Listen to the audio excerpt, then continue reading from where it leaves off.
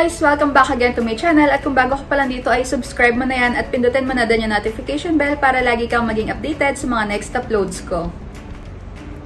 And for today's video ay isi-share ko naman sa inyo ngayon kung paano bayaran ang niloan mo kay Mr. Cash. So kung hindi mo pa napapanood yung buong proseso kung paano mag-apply kay Mr. Cash na loan application ay ilalagay ko yung link dyan sa may description box para makapag-apply kayo ng loan kay Mr. Cash kung hindi ka pa nakakapag-apply sa kanya. Dahil super 100% legit and safe and secured si Mr. Cash. At also, ito ay isa sa pinakamabilis na loan application so far. Kasi pag nag-apply ka ngayong araw, ay ngayong araw mo na din makukuha yung niloan mo at direkto na mapupunta sa may GCash account mo.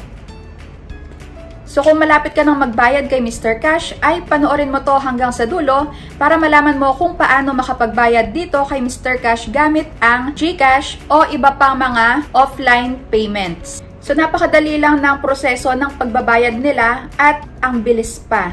So ngayon, i-open nyo na yung application nyo dyan sa may Mr. Cash at may makikita kayo dyan sa may gilid na Make a Repayment. So click nyo yung Make a Repayment.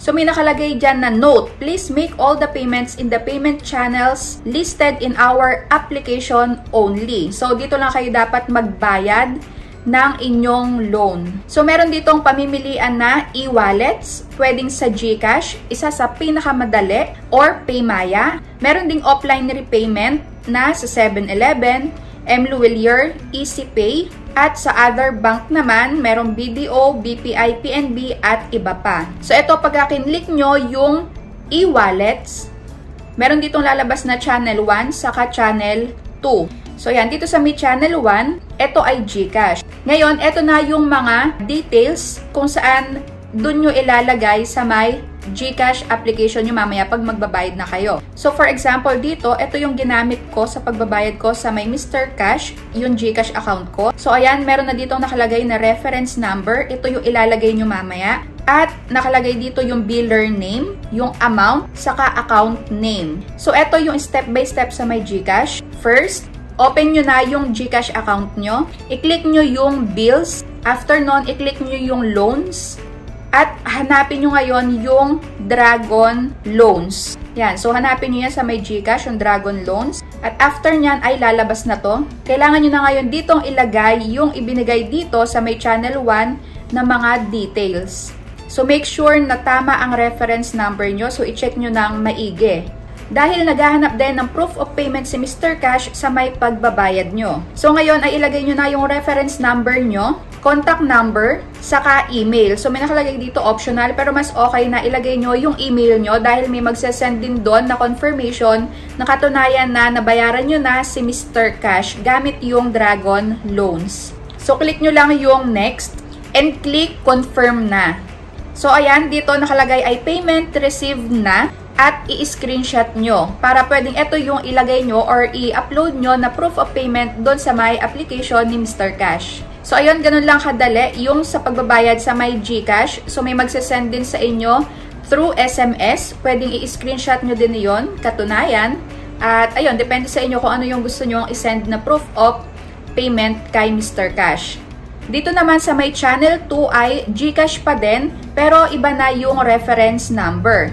So, ayan, hanapin nyo lang sa may GCash nyo yung bills, loan, at SkyPay. So, yun naman yung hahanapin nyo. And after nun, ay ilagay nyo na yung mga details or reference number na nanggaling dito sa may channel 2 papunta dun sa may GCash nyo. So, ayun, ganun lang yung pagbabayad. At kung ang pipiliin nyo naman ay offline repayment, ay ito naman yung lalabas. Meron din channel 1 at channel 2. So, sa channel 2 ay 7-Eleven naman. Ngayon ay lalabas dito yung pinaka-reference number din at may naka-note dito for transactions on or above 10,000 pesos, please present this payment barcode to 7-Eleven teller to complete the payment so that your payment can be posted in real time.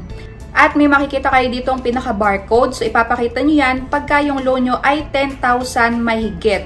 Ayun. Para makita nyo yung pagbabayad nyo in real time. So, dito, punta kayo sa may 7-Eleven branch na malapit sa inyo. At punta kayo sa may kiosk, yung may pinipindot, yung click, or yung Click app dun sa my cellphone nyo kasi may nada-download na Click app. So, ayun, click nyo yung bills payment, more bills, loans, and fast pay. So, yun yung mga pagkakasunod-sunod na pipindutin nyo. Next naman ay ilagay nyo na yung reference number nyo, contact number, yung amount na babayaran nyo, at bayaran nyo na dun sa my cashier. And last ay get the receipt. So, yun yung pwede nyong picturean at pwedeng yun yung isend nyo dun sa may Mr. Cash na proof of payment. So, ayun, ganun sa may 7-Eleven. At next naman dun sa may other bank. Dito, merong channel 1 saka channel 2. Sa channel 1 yung Dragon Pay. Next naman sa channel 2, kung may Union Bank kayo, edi Union Bank na lang yung gamitin nyo. So, ayan, meron din dito nakalagay na reference number. Click nyo lang yung bills. Open nyo yung Union Bank nyo. Open bills. Hanapin nyo yung SkyPay in Union Bank account nyo. I-enter nyo yung reference number nyo.